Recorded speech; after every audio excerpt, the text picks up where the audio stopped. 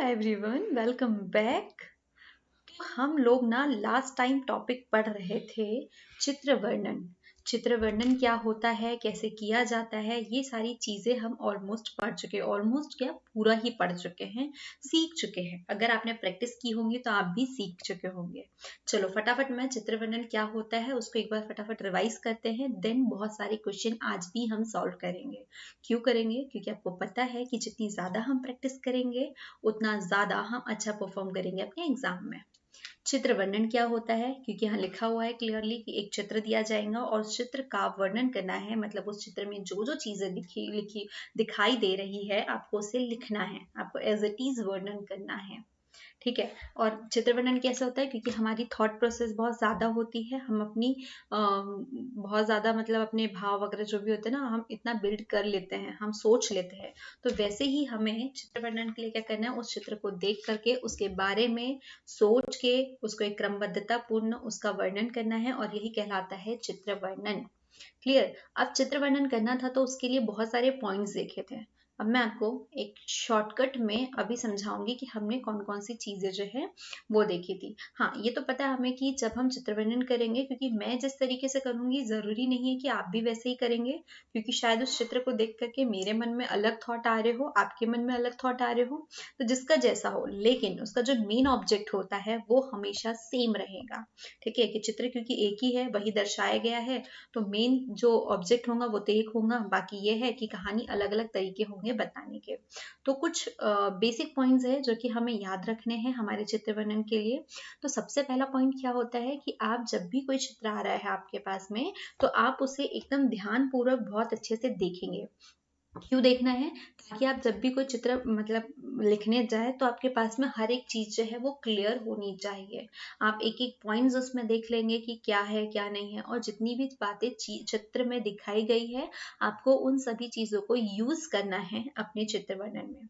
चित्र वर्णन में क्रमबद्धता होनी चाहिए, मतलब एक सीक्वेंस में होना चाहिए कि जो भी चीजें आपने देखी आप उसको एक स्टोरी टेलिंग में अच्छे से उसको कन्वर्ट करेंगे, ना कि आप कुछ भी उठा करके कहीं से कैसे भी उठापटक कर देंगे। आपको सिस्टमेटिकली बताना होगा।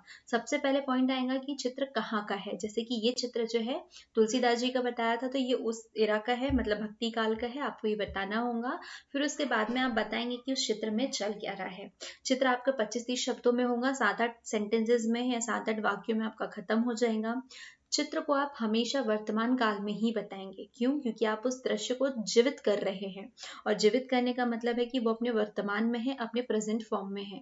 आप कहानी नहीं बता रहे हैं कि वो घटना घट चुकी है। आप बताते ना, मैं वहां गया था, वहां पे ऐसा हुआ था, वहां पे वैसा हुआ था, तो ये भूतकाल हो जाएगा, ये पास्ट टेंस हो जाएगा।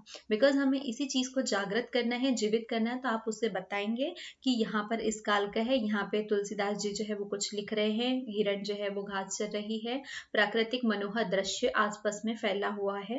इस तरीके से आप अपने वर्तमान काल में रखते हुए चीजों को बताएंगे। जो बेसिक चीजें थी वो सारी हो गई। छोटे छोटे वाक्य होंगे, भाषा आपकी बहुत सरल होनी चाहिए, स्पष्ट होनी चाहिए, इफेक्टिव होनी चाहिए, मतलब प्रभावपूर्ण हो, मतलब आप कुछ और फालतू की कोई चीजें नहीं लिखेंगे। जो भी चीजें, हर एक लाइन आपकी जो है वो चित्र से कनेक्ट होनी चाहिए। तो चलो भाई, इतनी सारी चीजें हम लोग पढ़ चुके हैं और हमने बहुत सारे एग्जाम्पल्स भी सॉल्व किए थे। आपको याद होगा हमने बहुत सारे चित्रों को देखा था, ब्लैक एंड व्हाइट, कुछ इस तरीके की कलरफुल देखा था, और उसके बाद में हमने इसे लिख के भी प्रैक्टिस किए थे। और मैंने आपके लिए एक सरप्राइज छोड़ा था कि आज जो हम चित्र लेखन करने वाले हैं या वर्णन करने वाले हैं वो सिर्फ तस्वीर ही होने वाली है। ठीक है, उसके ज्यादा एक्स्ट्रा कुछ नहीं होगा। ठीक है, कुछ है मतलब चित्र लगे हुए हैं तो बस कुछ ही देखेंगे, बाकी मोस्ट ऑफ हम वो वाले करेंगे जहां पर सिर्फ तस्वीर लगी हुई होंगी और हम उसके ऊपर बात करेंगे। तो चलो इस चित्र पे आ गए हैं तो इसके बारे में थोड़ी सी बातें कर लेते हैं। अब जैसा कि मैंने आपको ट्रिक बताई, कौन सी ट्रिक, कि आपको चित्र का वर्णन करना है तो आप कैसे करेंगे। सबसे पहले, क्योंकि हमें पता है कि हमें ये बताना है कि चित्र कहाँ का है, तो आपको वही ढूंढना पड़ेगा कि वो दृश्य कहाँ का है। अब वहां तक तो हम सीधे पहुंच नहीं सकते, तो क्या करेंगे, हमें जो जो चीजें पहले दिखाई दे रही है हम उन्हें नोटिस कर लेंगे, उसके बाद में मतलब चित्र को देखेंगे, गौर से ध्यान से देखेंगे। ठीक है, और जब देखने जाते हैं तो हमें जो जो चीजें दिखाई दे रही है हम उसको पहले मार्क कर लेंगे, फिर बाद में जो जो चीजें दिखाई देंगी हम उसको मार्क करेंगे। इस तरीके से हम पूरी चित्र को कवर कर लेंगे, मतलब पूरा जितना भी पिक्चर है उसे कवर करेंगे। जो रफ वर्क है, मतलब एक ही चीज हमने देखी थी ना, जैसे कि मुझे सबसे फुटबॉल दिखा। फर्स्ट चीज मुझे फुटबॉल दिखाई दिया, मतलब यहाँ पे, और फिर उसके बाद में मुझे दो लड़के भी दिखाई दिए, ठीक है। ये मतलब सेकंड चीज मेरी ये हो गई कि मुझे दो लड़के दिखाई दिए, तीन लड़के, एक पीछे भी है। मतलब दो चीजें क्लियर हो गई कि ये फुटबॉल है और ये दोनों फुटबॉल खेल रहे हैं। क्लियर। यहाँ पर पेड़ पौधे हैं, इधर ये पूरा प्लेन है, मतलब एक मैदान है जहाँ पर बच्चे जो है वो फुटबॉल खेल रहे हैं। तो ये मैंने एक एक रफ चीजें निकाल ली कि एक फुटबॉल पड़ा हुआ है, बच्चे उसे खेल रहे हैं, मैदान है, तो आप आपस में वहाँ पे फुटबॉल मैच चल रहा है। तो यहाँ से मेरा जो फर्स्ट पॉइंट है वो अपने आप निकल के आ गया, क्योंकि मैंने पूरे ही, ये एक उद्यान भी बोल सकते हैं क्योंकि पेड़ पौधे भी लगे हुए हैं, मैदान के आसपास वृक्षारोपण है। तो मुझे जो चीज चाहिए थी, अब मैं उसे सबसे पहले मैंने रफ में पूरी पिक्चर, मतलब मेरे जो रफ पॉइंट है ना, ये फर्स्ट सेकंड थर्ड फोर्थ, ऐसे मैंने रफ पॉइंट में एक एक पॉइंट लिख लिए है, मेरा रफ वर्क हो गया है। अब मुझे इसे क्रमबद्ध करना है, एक सिस्टमेटिक वे में प्रदर्शित करना है। और मेरी पहली लाइन कहती है कि मुझे ये बताना है कि चित्र कहाँ का है। तो क्लियर हो गया कि ये एक मैदान का है, फुटबॉल मैदान, जहाँ पर बच्चे फुटबॉल खेल रहे हैं, ठीक है। आपस में बच्चे जो है मिलकर के फुटबॉल खेल रहे हैं, तो मेरा काम आसान हो गया। यह दृश्य एक सुंदर उद्यान का है, या मैं बोल सकती हूँ मैदान का है। दो बालक, मैंने कहा ना, क्योंकि यहाँ पर अभी हम लोगों ने यहाँ पे ये पेड़ पौधे भी देखे थे, तो हम इसे पार्क भी ले सकते हैं, जहाँ पे दो बालक एक साथ फुटबॉल खेल रहे हैं। बालक फुटबॉल को पाव से मारते हुए दौड़ रहे हैं और एक बालक इस खेल को कुछ दूरी से देख रहा है। आप देख सकते हो यहाँ पर एक बालक जो है कुछ दूरी से देख रहा है। आप ध्यान देंगे कि हमने जितना रफ वर्क किया था वही पॉइंट्स यूज कर रहे हैं। हमने पूरी तस्वीर में सारे पॉइंट्स यूज किए थे, हमने पेड़ पौधों को भी नोटिस किया था, जिससे हमने बताया कि ये एक उद्यान है। इस तरह हरियाली से खेलना स्वास्थ्य की दृष्टि से बहुत अच्छा है, अतः सभी को चाहिए कि वे सुबह शाम हरे भरे उद्यानों में खेलें, सैर करें, ताकि सभी स्वस्थ प्रसन्न रहे। कहा भी गया है, स्वस्थ शरीर में ही स्वस्थ मन का वास होता है। अब जो इम्पोर्टेंट चीजें थी वो तो हमने बता दी कि एक सुंदर उद्यान का है, यहाँ पर दो बच्चे इस मैदान में फुटबॉल खेल रहे हैं, एक बच्चा उन्हें देख रहा है। फिर इतनी बातें हमारी खत्म हो गई, तो हमने कुछ एक्स्ट्रा लाइनें जो है अब हमारी इंटेलिजेंसी मतलब बताने के लिए कि भाई हरे भरे मैदान में, पार्क में जो है वहां पर हमें वॉक करनी चाहिए, हमें खेलना चाहिए, क्योंकि इसको खेलने वगैरह से क्या होता है, हम एक्टिव रहते हैं, ठीक है। वॉक करने से भी हम एक्टिव रहते हैं, नेचर में जब जाते हैं हरियाली से हमारा मन प्रसन्न रहता है। तो ये सारी चीजें भी हमने थोड़ी थोड़ी यहाँ पर मेंशन कर दी है। और लास्ट में हमने एक अच्छा सा सुंदर सी लाइन लिख दी कि स्वस्थ शरीर में ही स्वस्थ मन का वास होता है। क्लियर। समझ में आया, मतलब कितने अच्छे से हमने उस तस्वीर को देखा। मतलब बहुत बहुत टफ वाला नहीं किया, क्योंकि हमें चीज़ों को प्लेस फाइंड आउट करना है कि प्लेस कौन सा है। तो सिंपल सा है कि आप एक तस्वीर को देखना शुरू करो, और जैसे ही आप देखना शुरू करते हैं, आपको जो जो चीज़ें दिखाई दे रही है, आप उसे मार्क करें। मार्क करने से आपको क्लियर होते जाएंगे, आप एट द एंड पहुंच जाएंगे, और वहां से आप अपनी शुरुआत कर सकते हैं। मतलब जितने भी पॉइंट निकाले, वहां से आप अपना शुरुआत करके अपनी तस्वीर की एक स्टोरी बना सकते हैं। चलो और दूसरी तस्वीरों में सीखे। अब इस तस्वीर को मैं देख रही हूँ, ठीक है। मुझे सबसे पहले ना यहाँ पर ये एक भैया बच्चा जो है भी दिखा, यहाँ पर कचरा दिखा। तो मैं पहले ही चीज इसी से मार्क कर देती हूँ कि मुझे यहाँ पर कचरा जो है वो दिखाई दे रहा है। तो मेरी फर्स्ट थिंग यही हो गई कि मैंने यहाँ पर कचरा देखा। ये मेरा रफ वर्क हो रहा है, ठीक है। मैं तस्वीर को देखना शुरू कर रही हूँ, और हम इतने इंटेलिजेंट नहीं हैं कि हम एकदम से तस्वीर को देखें और पूरी तस्वीर हमें स्पष्ट हो जाए, क्योंकि तस्वीर बड़ी है, हमें एक एक पहलुओं को देखना है, हर एक चीजों को स्पष्ट करनी है। तो हम एकदम से, जैसे ही मैं देख रही हूँ, तो यहाँ पर हर चीज हमें क्लियर नहीं हो जाएंगी कि क्या हो रहा है क्या है, और देखते ही शुरू कर देंगे। तो हमें गौर से देखना पड़ेगा। तो जो जो चीजें हमें पहले दिखाई पड़ रही है, हम कहीं पे जाते हैं, नॉर्मली भी हम कहीं जाते हैं, तो हम एकदम से वहां पर देख करके पूरी चीज कैप्चर नहीं कर लेते। हमें एक एक चीजें, हम उसे देखते हैं, समझते हैं, इंटरेस्ट जागता है, ऐसा ही होता है। तो सेम तस्वीर में भी होगा, पूरी तस्वीर आपको डायरेक्टली समझ में नहीं आएगी। तो आप कोशिश भी ना करें कि आप डायरेक्टली जैसे ही तस्वीर को देखा और उसे समझ ले, ठीक है। क्योंकि मुझे भी देख करके इकट्ठे समझ में नहीं आ रहा है कि इस तस्वीर में चल क्या रहा है। मैंने इसे धीरे से देखना शुरू किया, मैंने एक कॉर्नर देखा, और मुझे इस कॉर्नर में सबसे पहले जो है कचरा दिखाई दिया। फिर मुझे एक अंकल दिखाई दे रहे हैं, जो कि यहाँ पर इनके हाथ में एक झाड़ू, जिससे वो झाड़ू लगा रहे हैं, ठीक है। तो सेकेंड चीज ये हो गई है, वो इस कचरे को समेटते हुए दिखाई दे रहा है। फिर इसी से रिलेटेड मुझे सारी चीजें दिख रही है कि ये जो बच्ची है ये भी कचरा समेट रही है, यहाँ से उठा के इसमें स्टोर कर रहा है। यहाँ पे एक पोछे वाले से लेकर के मतलब एक जो लड़का है ये पोछे वाले डंडे से इसको साफ कर रहा है। मुझे चौथी चीज दिखाई दे दी, ये जो पीछे कुछ लोग हैं यहाँ पर कुछ स्क्रीन पे कुछ देख रहे हैं, ये दिख गया। यहाँ पर एक व्यक्ति जो है यहाँ पर ढेर सारे पत्थर वत्थर जो भी है इसे ढो करके जाते हुए दिखाई दे रहा है। यहाँ पर भी देखो इसके हाथ में कुछ ऐसा पकड़ा हुआ सा है। जब इतनी सारी चीजें मतलब मैंने धीरे धीरे कर करके पूरे चीजों को देख लिया, ठीक है, इकट्ठे तो हम तस्वीर देख नहीं पा रहे थे। यहाँ पर देखो एक घर दिखाई दे रहे हैं, ये घर है यहाँ पे। मतलब अब आपको एक पिक्चर समझ में आ गई होंगी कि हमने छोटी छोटी बातों को देखा। अब आपने जब इतनी सारी चीजें देख ली है, अब आप उसको इकट्ठे कनेक्ट करके देखिए, ठीक है। अब इकट्ठे कनेक्ट करके क्या देख रहे हैं, अब आपको समझ में आ रहा है कि यहाँ पे सफाई आंदोलन चल रहा है, यहाँ पे स्वच्छता अभियान चल रहा है, कोई व्यक्ति झाड़ू लगा रहा है, कोई कचरा स्टोर कर रहा है, कोई कचरे को पकड़ने के लिए मदद कर रहा है, कोई कचरा फेंकने जा रहा है, एक पोछा लगा रहा है मतलब साफ कर रहा है, ठीक है, एक खरेटा लेकर के और एक व्यक्ति घूम रहा है, घर बने हुए मतलब ये अपनी किसी कॉलोनी की बात हो रही है। तो देखो एक एक चीजें क्लियर कर ली हमने छोटी छोटी, तो अब हमें पूरी पिक्चर जो है तस्वीर वो समझ में आ रही है, ठीक है। वरना डायरेक्टली फर्स्ट जो सीन था उसमें मुझे भी समझ में नहीं आया, आपको भी नहीं आएगा और नहीं ही आएगा, फर्स्ट में किसी को भी नहीं आएगा। तो ठीक है, अब हमने तस्वीर को देखा, जब हमने छोटे छोटे करके इसे समझ लिया तो हमें समझ में आ गई कि भाई यहाँ पर चल रहा है सफाई आंदोलन या स्वच्छता अभियान। तो अब आप यहाँ पर बता सकते हैं कि ये एक स्वच्छता अभियान का दृश्य है, ठीक है। प्रस्तुत चित्र जो है वो स्वच्छता अभियान का है, वो किसी कॉलोनी में हो रहा है, ये कहीं पर हो रहा है, क्योंकि यहाँ पर एक थोड़ा ही कंफ्यूजिंग है कि आप इसे कॉलोनी में डालें या नहीं डालें। क्लियर, तो ये एक बात क्लियर हो गई कि यहाँ पर मतलब एक कॉलोनी, क्योंकि घर बने हुए हैं तो कॉलोनी में स्वच्छता अभियान है, बच्चे बूढ़े सभी लोग जो है वो सफाई करने में अपना योगदान दे रहे हैं। बच्चे कचरा उठा रहे हैं, कुछ बड़े झाड़ू लगा रहे हैं, कुछ बच्चे जो है वो मतलब बड़े जो है वो कचरा फेंक कर, मतलब कुल मिलाकर के ये सफाई आंदोलन चला रहे हैं, इतनी इजी सी बात है। फिर यहाँ पर आप एक्स्ट्रा डाल सकते हैं कि स्वच्छता अभियान चला रहे हैं, स्वच्छ रहना चाहिए, मोदी जी ने स्वच्छता अभियान शुरू किया है, क्योंकि स्वच्छ रहेंगे तभी मतलब हेल्दी रहेंगे, कूड़ा करकट कम होगा तो बीमारियां कम फैलेंगी। तो आप इस तरीके की चीजें जो है वो मेंशन कर सकते हैं।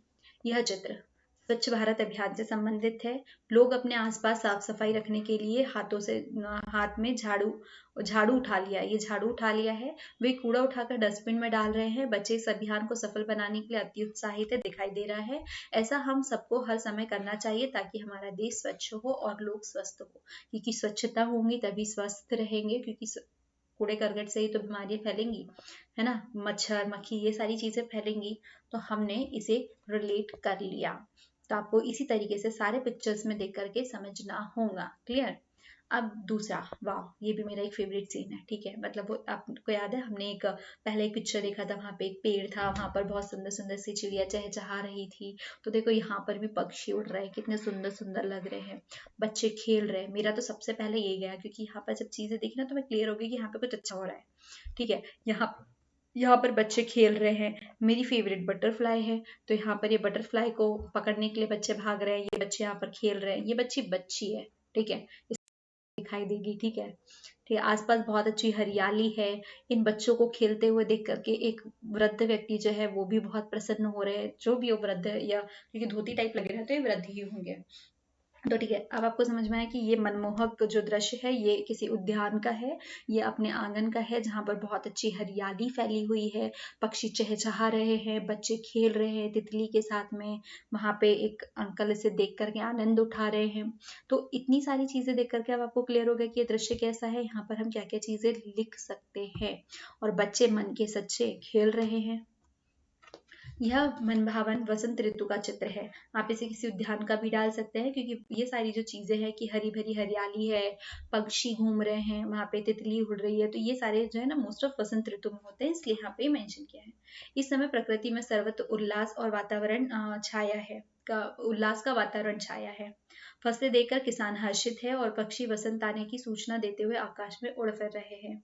बालक उछल कूद कर रहे हैं और इन्हीं में से एक छात्र जो है वो तितली को पकड़ने का प्रयास कर रहा है। हाँ, यहाँ पे थोड़ा सा वो जल्दी जल्दी में ब्लैक स्क्रीन है तो थोड़ा पढ़ने में दिक्कत हो गई। सर्वत्र उल्लास का वातावरण छाया हुआ है, मतलब आपने जितनी चीजें यहाँ पर देखी हुई थी आपने उसे अपने तरीके से वहां पर मेंशन कर दिया। या हम उसको ऐसे भी कर सकते हैं कि एक उद्यान का क्षेत्र है जहाँ पे चारों ओर हरियाली छाई हुई है, पक्षी चहचहा रहे हैं, फसलों को देख करके किसान खुश है, या किसी खेत का सीन भी बता सकते हैं। बच्चे उधम मचा रहे हैं, हर्षित हो रहे हैं वातावरण को देख के। एक बच्चा तितली पकड़ रहा है। इस तरीके से आप अपनी बातों को रख सकते हैं। देखो, कॉन्सेप्ट तो एक ही था, ठीक है। सीन मतलब हरियाली छाई हुई है, किसान है, बच्चे खेल रहे हैं, बस यही हुआ कि उससे हमने अपने अपने तरीके से प्रस्तुत किया। जैसे यहाँ पर बताया है कि ये बसंत ऋतु का बता दिया और हमने अपने तरीके से बता दिया। चलिए, तो हाँ, अपने तरीके से लिख सकते हैं, बस मेन चीज को स्किप नहीं करना है कि मेन चीज यहाँ पर क्या क्या हो रही है, कि बच्चे हरियाली है, ये भी खुश है, पक्षी भी चहचहा रहे हैं, तो इन सारी चीजों को स्किप नहीं करनी है।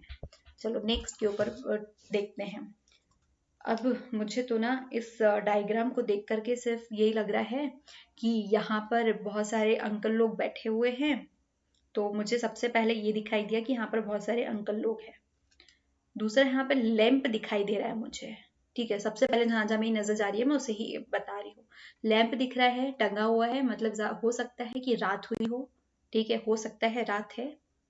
फिर उसके बाद में और अच्छा, रात ही है, क्योंकि देखो यहाँ पर और भी लैंप दिख रहे हैं भाई। देखो, मैं इसे 2 नंबर ही दे दूंगी क्योंकि सेम चीज रिपीट हो रही है, ठीक है। तो ये अब ये जो अंकल लोग बैठे हुए, देखो सबके हाथ में बुक्स रखी हुई है, मतलब कुछ ना रजिस्ट्री कुछ नोट कर रहे हैं। ये क्या हुआ? हम्म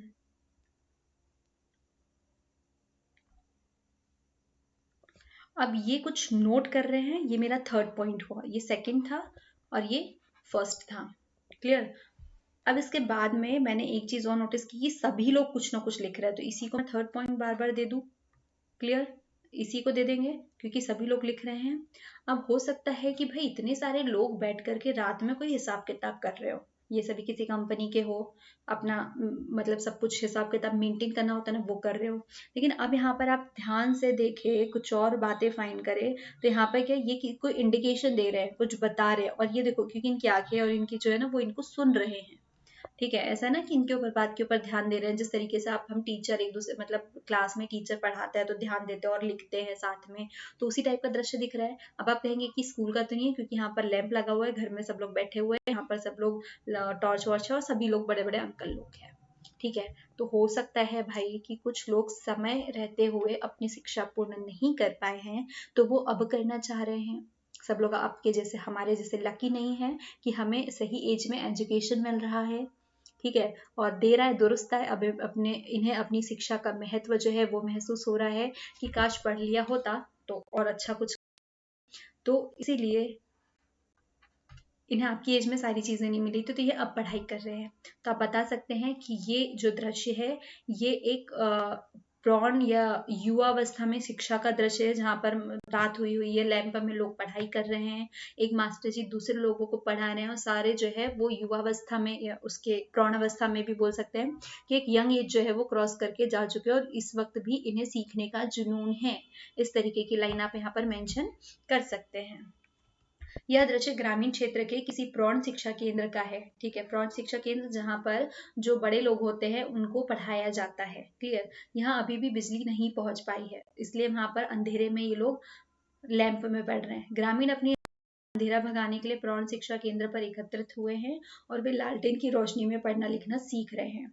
इस केंद्र का प्रभारी इन्हें पढ़ा रहा है और लोग प्रतिदिन कुछ समय निकाल करके यहाँ पर आते हैं। तो भाई अभी भी जागो, जब जागो तभी सवेरा। अभी आपके पास समय है, आपके पास संसाधन है, फैसिलिटीज है, तो अभी हम कुछ भी कर सकते हैं, पढ़ लिख सकते हैं। और हमें ये दिन नहीं लाना है कि हमें भी किसी प्रौढ़ शिक्षा केंद्र में जा करके पढ़ना है, ठीक है, क्योंकि अभी हमारे पास चांस है, हमें सारी फैसिलिटीज अवेलेबल हो रही है।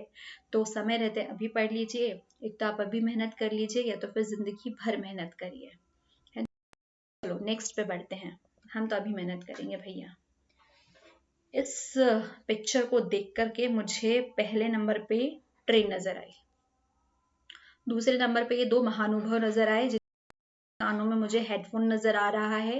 ये एक बेवकूफी की निशानी है कि आप रेलवे ट्रैक पर हेडफोन फंसा करके घूम रहे हैं कि ट्रेन पीछे से आ रही है। ट्रेन क्यों है, मैं से गाड़ी क्यों नहीं समझी, क्योंकि यहाँ पर रेल की पटरी जो है, ट्रैक जो है वो अलग ही समझ में आ रहा है, ठीक है। यहाँ पर भी देखो एक ट्रेन ऐसे गुजरती हुई दिख रही है, यहाँ पर विंडोज दिखाई दे रहे हैं उस पार, यहाँ पर कुछ लोग क्रॉस करते हुए नजर आ रहे हैं और भी है। तो पिक्चर समझ में आ गई, अभी तक है कि ये दृश्य जो है वो एक रेलवे ट्रैक का है, जहाँ पर दो नादान बालक जो है वो हेडफोन लगा करके घूम रहे हैं। ठीक है, हेडफोन स्टूडेंट है क्योंकि बैग टंगा हुआ दिखाई दे रहा है। और ऐसे जब आप हरकतें करते हैं तो इससे दुर्घटना बढ़ने के चांसेस होते हैं या दुर्घटना होने के ही संकेत होते हैं। जब आप अपनी ये बेवकूफियां करते हैं, जब आप हेडफोन लगा के घूम रहे हो, ट्रेन आ रही है, आपको हॉर्न भी पता नहीं चलेगा, और वहां का लोको पायलट निकल के आपको नहीं बोलेंगे बेटा साइड हो जा, मैं रोड क्रॉस करा दूं।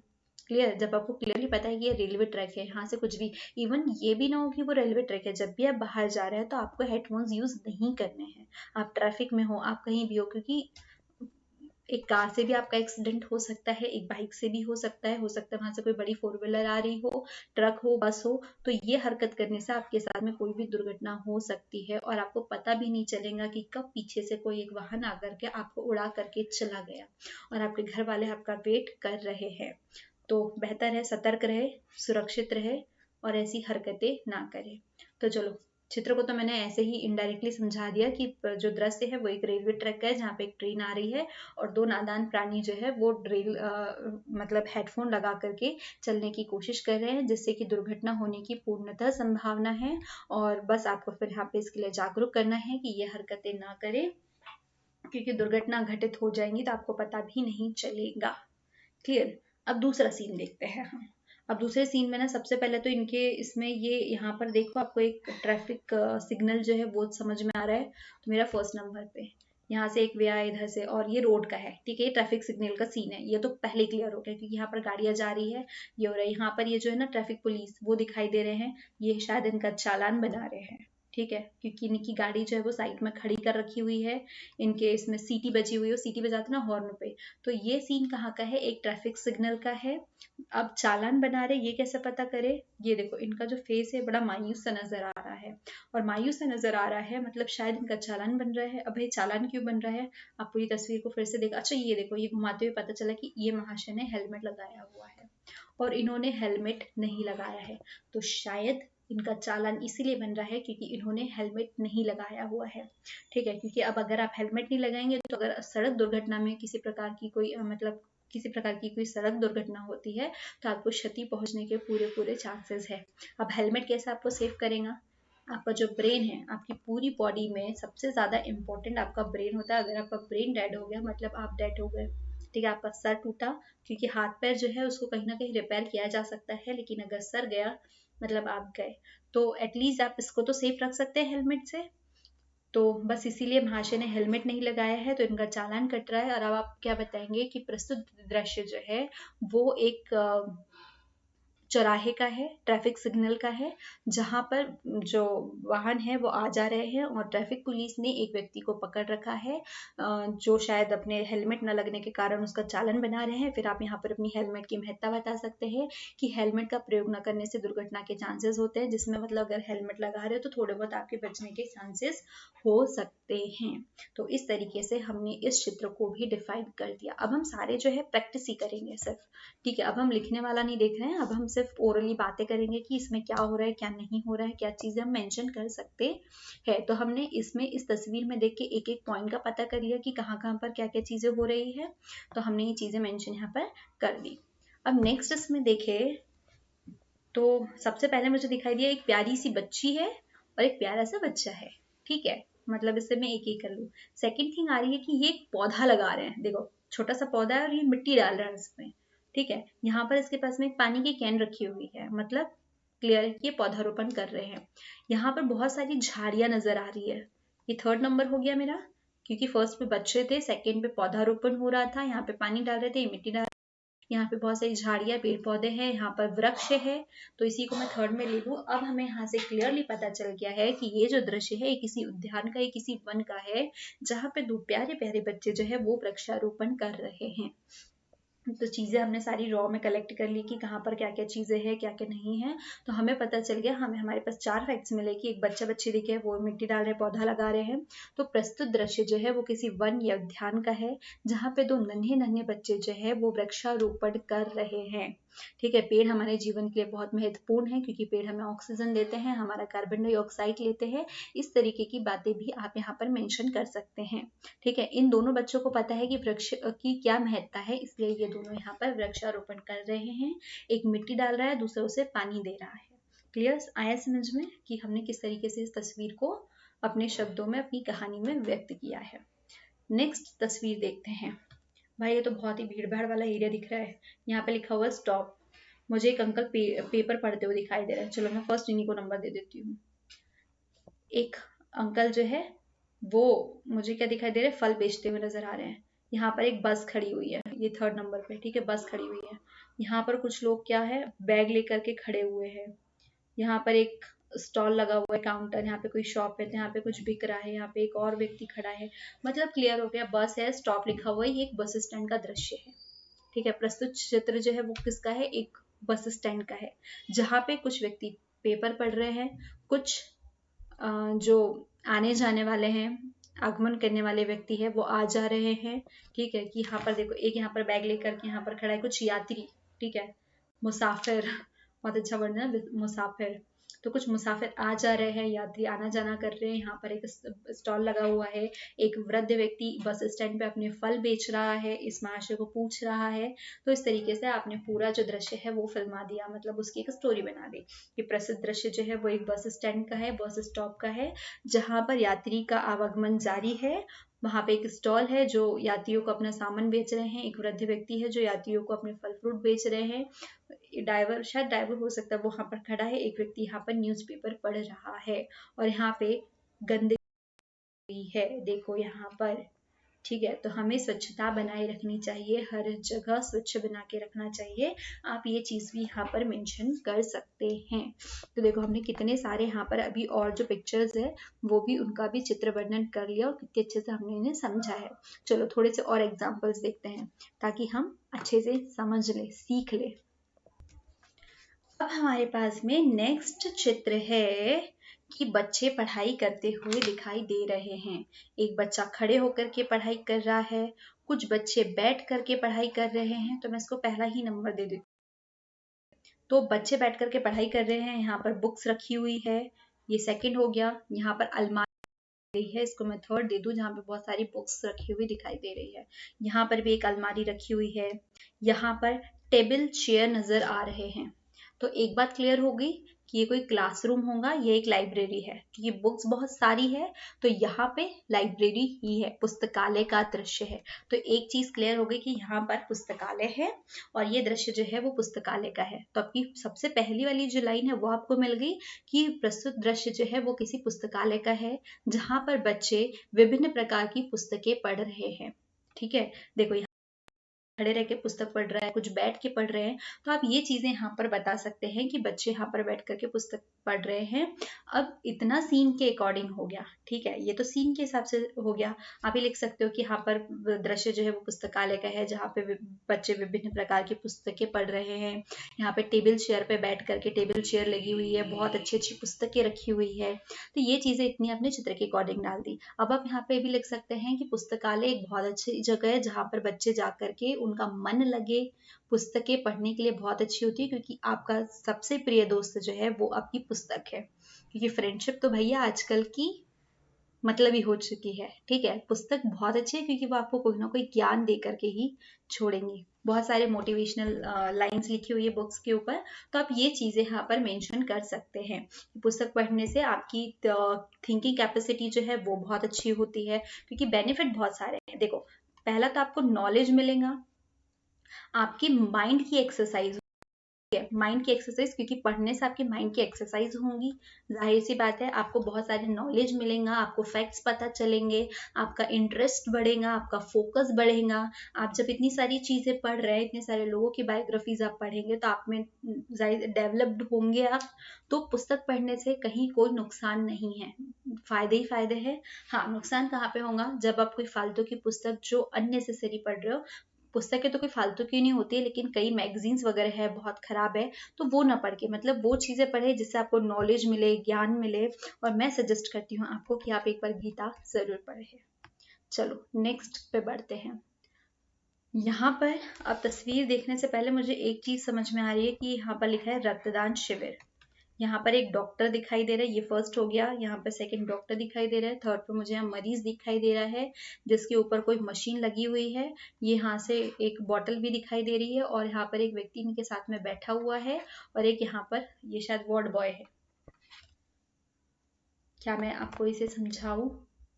बात क्लियर है कि ये दृश्य एक रक्तदान शिविर का है जहां पर डॉक्टर की निगरानी में व्यक्ति रक्तदान कर रहे हैं। एक उसके लिए वहां पर उसकी हेल्प के लिए बैठा हुआ है एक व्यक्ति। वार्ड बॉय चेक कर रहा है उन्हें सही तरीके से। तो ये तो आपने दृश्य के बारे में बता दिया और अब आप इसके बाद में थोड़ी सी चीजें रक्तदान से रिलेटेड भी डाल सकते हैं। आपकी वर्ड जो लिमिट है, जो आपकी शब्द सीमा दी गई है उसके अंदर रहते हुए कि रक्तदान जो है उसे महादान माना गया है, रक्तदान करना चाहिए, इससे आप किसी व्यक्ति को बचा सकते हैं। तो ये सारी चीजें आप यहाँ पे डाल सकते हैं। तो ये हो गया हमारे रक्तदान शिविर का। नेक्स्ट डायग्राम है हमारे पास में। मुझे सबसे पहले पिंजरा दिखाई दिया, सिर्फ पिंजरा। ओ, यहाँ पे जब पिंजरा दिखाई दिया ना तो इसके अंदर देखो, ध्यान से देखो, यहाँ पे एक शेर भी दिखाई दे रहा है। अब मुझे पिक्चर क्लियर हो गई कि भाई एक शिकारी वाला है, क्योंकि पिंजरे के अंदर मुझे सच में पहले शेर तो दिखाई नहीं दिया था, पिंजरा दिखा। उसके बाद में यहाँ पर देखो एक शेर, मैं इसे इरेज कर देती हूँ, इरेज। देखो यहाँ पर एक शेर जो है इसे पैक किया गया है। यहाँ पर एक शिकारी होगा क्योंकि इसके हाथ में चाकू टाइप का कुछ हथियार लगा हुआ है, कैप है। और हमने इंडियन मूवीज में इतना देखा है, कार्टून्स में देखा है कि शिकारी इसी तरीके का होता है, वही गेटअप है। यहाँ पे एक व्यक्ति भी दिखाई दे रहा है जिनसे बहस कर रहे हैं और यहाँ पे इतने सारे पेड़ पौधे दिखाई। मतलब ये बात क्लियर है कि ये जो दृश्य है वो किसी वन का है, किसी जंगल का है, जहां पर शिकार का दृश्य जो है वो दिखाया गया है। मतलब एक शिकारी जो है वो शेर का शिकार कर रहा है। ये दृश्य क्लियर हो गया कि शिकारी ने शेर का शिकार कर दिया है। अब इसके बाद में आप यहाँ पे शिकार को लेकर के लिख सकते हैं कि शिकार करना अच्छी बात नहीं है, क्योंकि इससे हमारे जो वन्य प्राणी है, वन्य जीव है, वो दिन ब दिन कम होते जा रहे हैं और उनके संरक्षण के लिए हमें शिकार पर रोक लगानी होगी। हम शिकारियों को हमें पकड़ना होगा, क्योंकि इस तरीके से शिकार करते जाएंगे, शेर कम हो जाएंगे, हो ही रहे हैं कई तरीके से। तो हमें शिकार के ऊपर रोक लगानी होगी। तो यहाँ पर ये खत्म होता है चित्रलेखन। अब चित्र वर्णन। हमने इतने सारे चित्रों का वर्णन जो है किया, हमने कुछ लिख करके भी देखे, कुछ हमने तस्वीरें भी देखी, और आई थिंक अभी तक के आपको चित्र वर्णन जो है वो समझ में आ चुका होगा, आप सीख चुके होंगे। और जब सीख चुके होंगे, फिर से वही बात कहूंगी हर वीडियो में लास्ट में जो कहती हूँ कि आपका टाइम बचाएंगे और इस टाइम में आप अपना टफ जो कठिन वाला जो विषय है, जो पैरा है, आप उसको पढ़ सकते हैं, है ना। तो यहाँ पर आपने चीज सीख ली, तो इसके नंबर जो है अब आपके हाथ से नहीं जाएंगे, आपको इसके फुल मार्क मिलेंगे होंगे। लास्ट में एक बार फटाफट रिवाइज कर दूं कि हमें इसमें क्या बातें ध्यान में रखनी है। आपको चित्र बहुत ध्यान से देखना है। चित्र में आपको जो जो चीजें दिखते जा रही है आप उसको रफ में नोट करते जाए। जब नोट कर लिया उसके बाद में आप उसको सीक्वेंस वाइज अपनी स्टोरी में उसको डेवलप करेंगे। जैसे मैंने यहाँ पे पिंजरा देखा, उसमें एक शेर देखा, फिर शिकारी देखा, फिर देखा जंगल है, तो इससे क्लियर होगा कि ये जो दृश्य है वो जंगल है जहाँ पर शिकार किया जा रहा है एक शेर का, जो कि गंदी बात है। और इस तरीके से आप अपनी बातें जो है और भी रख सकते हैं। ठीक है, आपकी वो जो आपको शब्द सीमा दी गई है, आपको उसके अंदर में रहते हुए आपका जो चित्र का वर्णन है वो करना है। आपको एग्जैक्टली वही वर्णन करना है जो चित्र में दिया गया है। आपकी हर एक लाइन, आपकी विषय वस्तु जो है वो चित्र की विषय वस्तु से मैच होनी चाहिए। बस सॉरी, इतना था जो इम्पोर्टेंट था। आई होप अब आपको समझ में आ चुका होगा और आप ढेर सारे क्वेश्चन जो है वो प्रैक्टिस करेंगे। इवन आपको किसी मैगजीन में या कहीं किसी बुक में भी कोई भी चित्र दिखाई दे तो आप उसमें अपनी एक स्टोरी बना करके फिर से प्रैक्टिस जरूर करेंगे। Thank you.